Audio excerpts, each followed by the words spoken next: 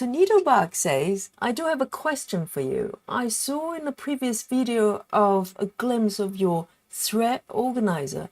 Would you talk about, please, if you don't mind? Yes, of course. So this is an interesting topic. I kind of showed a little bit earlier on. I'm happy to show it again. Thread organizers is one of my passion as well because I've seen so many people with different ideas, so I can quickly show you needlebark, anything for you, my darling. So I'm going to just quickly show this bit. Maybe it's easier if I actually move my canvas away for a few moments. So I hope my desk is nice and clean. If not, bear with me. So this is my thread organizer. So I have to mention a few people here. So here's my thread organizer. Let me just show it to you. So some of you might recognize this because in my last session or session before, someone mentioned it. They kind of recognize the trademarks or immediately with this bag situation. And I'll explain. Needlebark, I'm sure you're very informed. I don't know whether you're aware of the lady called Stitching Pieces, I think.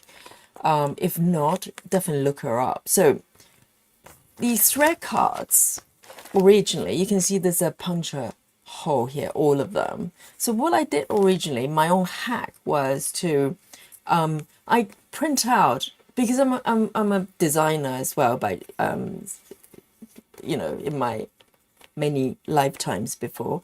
So digital design is kind of my thing. So I kind of designed with the software, graphic software, with cards that I could print out. And I kind of measured it so they're reasonably even, you know, I credit to the computer software. And I create a template. I'll probably share at some point, maybe it's useful for people. So, but you do need a printer. So you print it out and then you punch. You could do it manually. It's just maybe not as even. It's nice to have a guide. So I print out these, I use cardboard.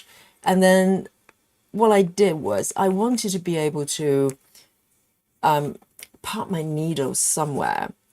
And being a lateral thinker, that's why I admire stitching masterpieces. She kind of thinks in a very similar way as me. So as I printed out these cards, I stick a piece of felt. It's really ugly, I have to tell you. Some of them are better than others. As you can see, there's some failed print out there. I just turn the card around and print the other way. So once they're printed out, I create punctures with, obviously, you know, isn't it? Well, one of these puncture ones. I use quite large ones. I don't know, it's the 1 centimeter ones. And then I punch them out. A little bit of a work there. And then I just take a piece of felt and just stick the felt on top of it and fold it over. I use a fabric glue. And once I've done that, so you probably can see there's some masking tape on top of it. And I'll explain why that is. Because originally, they were nicely printed out and I was using symbols. I'm a very visual person. I look for symbols. So even the symbols were on the computer program. Okay, I scanned them and so they were nicely laid out and also with a number on the side as well. And then somewhere along the line, I decided to consolidate all the threads together based on numbers. So I had to kind of abandon the symbols altogether. So in order to avoid having to print out a whole set of cards, I just put a layer of masking tape on top of it. As long as it works, if it's fine for me. I'm the only person using it. You know, it doesn't have to be super pretty. So I did that and then write the numbers on top of it. And originally, so this is where stitching pieces came in. Originally, what I did was without this back thing at the bottom, I just stack them together with a floss dangling downwards like this, just like this. And then I use a big metal ring and then just bind them together. And once it's there, I flip my cards to the left like this, like a book. And it works. It worked for a long time, and it still works, to be honest. But my issue was the floss underneath. They start to get a little bit dusty, particularly when if you leave out a project for a little while. They start to get a little bit unruly here. Because I never thought about, finding a way to protect it. Sometimes I tuck them into a duffel bag or something like that. But still, if day to day, they get a bit dusty and they get, maybe a little bit frayed because, they're being exposed outside. Until very recently, this year, sometime earlier this year, I discover masterpieces, stitching masterpieces. Definitely look her up. I think she's from Russia. Lovely lady. And she's got this whole organizer situation going on there. I was so fascinated. She's doing it differently. Her design is a lot more compact. She can pack in the entire set of floss without being this bulky, because I'm just hacking my old system and transition into new ones. But I wanted to introduce this bit that she kind of pioneered. She came up with the idea. I thought, what a great idea, because it's so simple. If you want to protect something, you just put a bag over it, some sort of a cover over it. It's a no-brainer, but for some reason, it never occurred to me. So what happens here is I kind of group them because there's so many cards. I divided them into 2 bags, and she used these clippers as well. I think she used larger ones. So you can see these are actually 2. Let me flip it over. It's very ugly, but it works. I use masking tape just to roll the bags. So what I do was, without taking them off, I cut the bottom off as well. So it's slightly different from hers. I think she keeps the bag intact. But what I did was I cut the bottom half. So literally it's like a covered tube over these the floss here.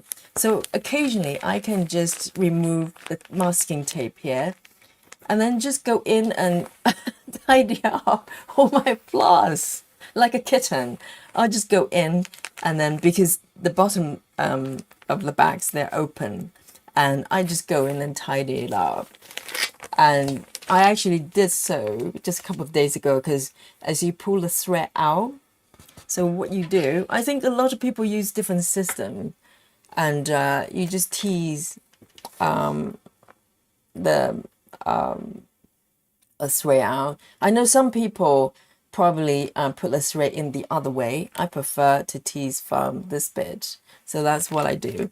And that's it. It's such a, and I use 2 big rings. These are flexible kind of metal things that you could extend it. You can make them small or big, and so you can, I got them from Amazon, and just create a slightly bigger ring here. It's quite soft as well, so it's better than those stiff ones.